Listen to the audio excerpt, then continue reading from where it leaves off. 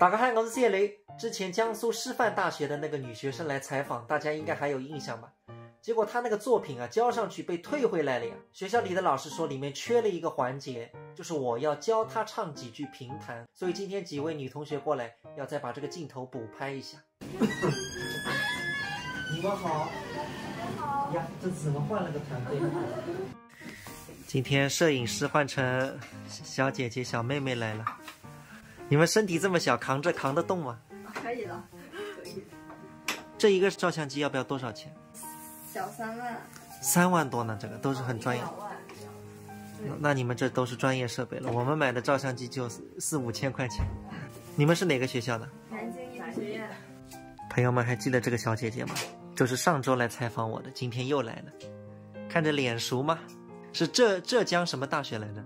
我是江苏师范大学。朋友们看得出区别吗？区别就是上次小姐姐穿的是便装，这次是穿了一身旗袍。你们说开始就开始，可以了吗？后面这个摄影师，你的眼镜蛮厚的，多少度啊？700多。700多，你去飞秒击掉了，你这个平底太厚了。我也是这么想。因为我爱人之前是400多度，还加散光，现在击掉了就不用戴眼镜。哦，我也是。你击掉了吗？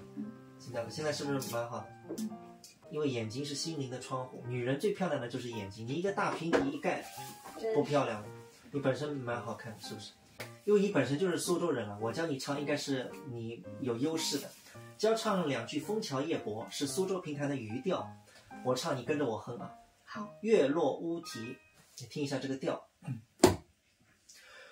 月落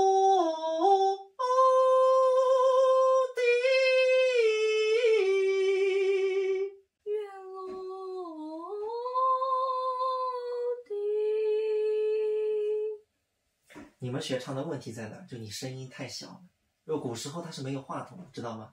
你如果再唱，下面全场都要听到，你是不是要用丹田镜？第2句霜满天，霜满天，霜满天。这个要自己多练。我觉得你的发声有一点点问题，要把气提起来，对吧？你都在这儿，这样唱就很累的。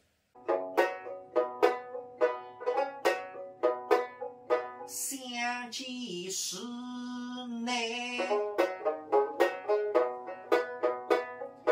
比内，东风拂来百花谁？